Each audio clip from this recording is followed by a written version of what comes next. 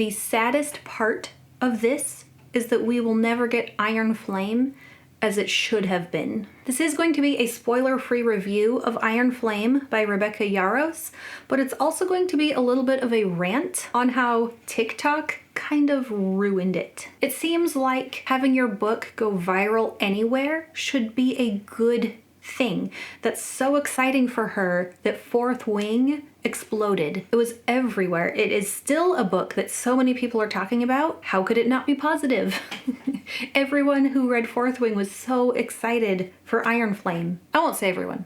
Most people. I got it when it came out. But social media platforms like TikTok, which is where Fourth Wing really exploded in the first place, is the antithesis to what reading and book culture is. Did I say antithesis? Antithesis? The antithesis. Trying to sound book smart.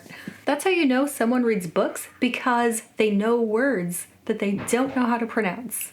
Anyway, social media, especially ones like TikTok, to a certain extent Instagram and others, it's short bits that you consume quickly, and there's not much mental effort. You can just scroll, watch, consume, done. There is also the quick virality that wanes quickly. Some subject, some product, some book can go viral so fast, and it's so popular, but then it fades quickly. And it's really easy to hop on a hype train on social media, because anyone can just pick up their phone, film a little video, post it with very little work. When I post a YouTube short, from beginning of setting up my phone, filming it, editing it, adding some text, posting it, that's maybe an hour. The content creation process for a short video is so quick. You can have thousands of people hopping aboard the hype train with very little effort, which means that trends can cycle so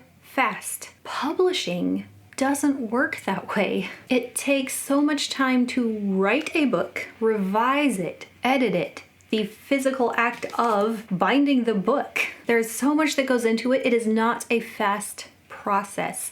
There is no way for an author to keep up with social media that way, nor is it fair to try to expect them to.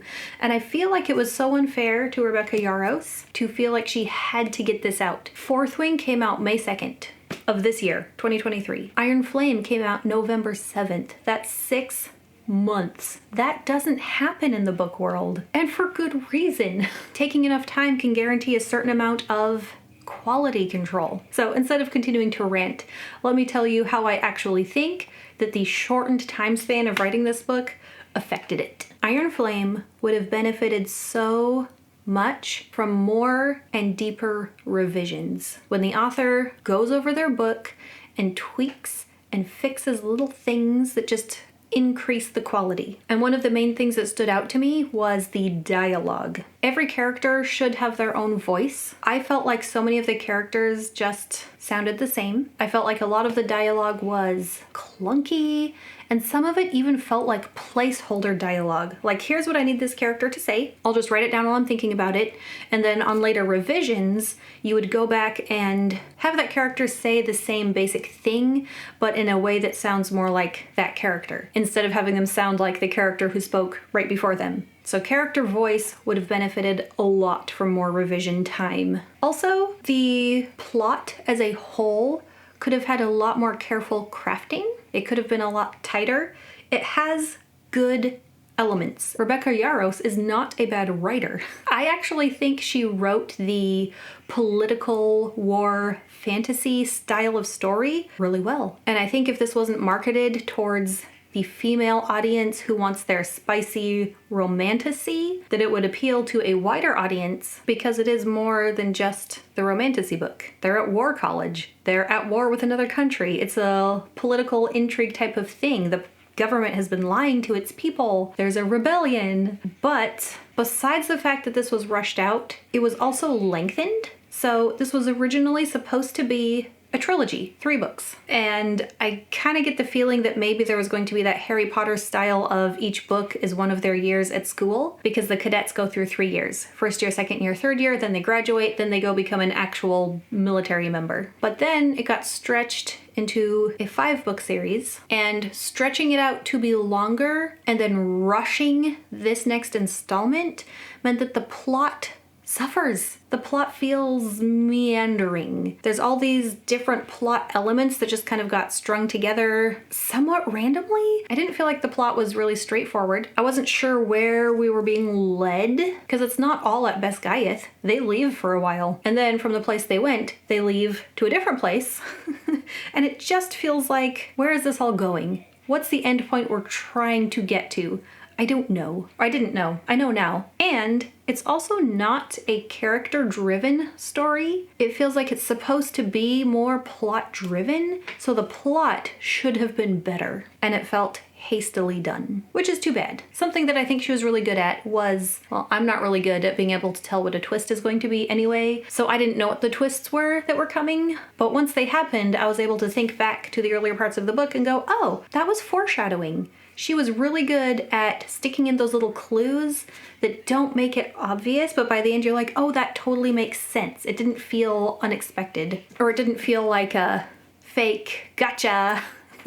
I feel like her magic system is good. She's good at how she has the dragons and the humans interact, and it's two separate peoples, I guess I'll say. The humans and the dragons have their own, I don't even know what I'm talking about. Their own communities, their own laws, their own secrets. And there was so much potential for more character growth, not just of Violet, but of other characters. It could have been a deeper character story. It's so frustrating and disappointing to see all the things that Rebecca Yarros does well and felt like they were just thrown in really fast and stirred up and here you go, here's a book. Because it could have been so much better. Some of the relationships that I thought should have been explored more were Violet and Dane. Because of what happened between them in Fourth Wing, there was so much more tension that could have happened here that just kind of got left out. Like, does Dane even matter anymore? Does he matter to Violet anymore? I don't know. Please tell me. Also, between Violet and her squad, I thought some of the best character moments were between Violet and her squad, but it didn't go very deep into those, and it should have. There was like a throwaway line in there about what her squad had tried to do for her that I can't say because it would be spoilers. And I wish there could have been a point of view switch showing the squad trying to help Violet and what they went through to try to. And it was just like, oh, they tried to do this. That could have been a moment for deep feeling. Also, a certain first year, which I also don't think I can say without it being a spoiler, that Violet has a rocky relationship with, and that should have been explored more. And then some kind of female rival was thrown in, and that didn't even go deep enough. It was like all the chances to have deep character moments were glossed over to try to get through the plot, which wasn't as strong as it should have been. Also, we probably can't talk about this without talking about the spicy scenes, as they're called nowadays. I think that's a great code word, especially for people trying not to get demonetized. I'm not monetized, so it doesn't care, but I'll say spice. Those were not badly written. In fact, she probably took more time crafting those because there's people who bought it partly for that. It's a whole different conversation. But I felt like those scenes were mostly shoehorned in, as in the readers expect spice. So I'm going to write some really good spicy scenes, and then when it feels like there hasn't been one for a while, just throw it in there. Rather than being a natural progression of tension between the characters leading up to that type of scene, it was just like, and then they go and they do it.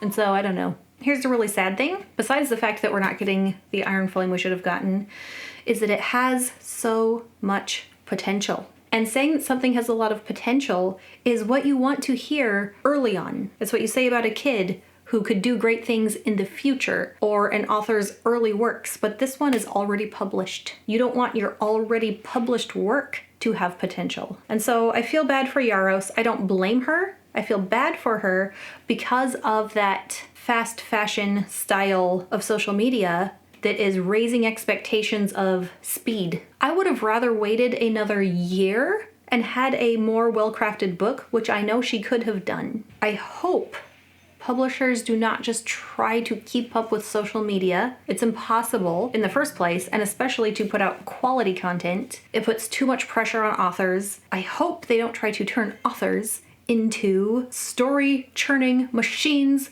pumping out fast fashion books. Please. It does no service to the stories or to the authors or to us who are reading the stories that could have been better.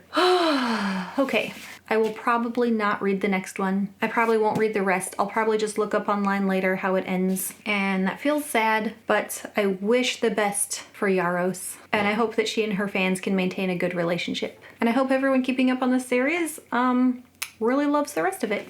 And I hope to see you back here for some more videos. I don't do rants that often. This one felt like it required a rant. Happy reading. Bye. And the map is really cool. Whoever did the map art, I hope keeps getting commissioned.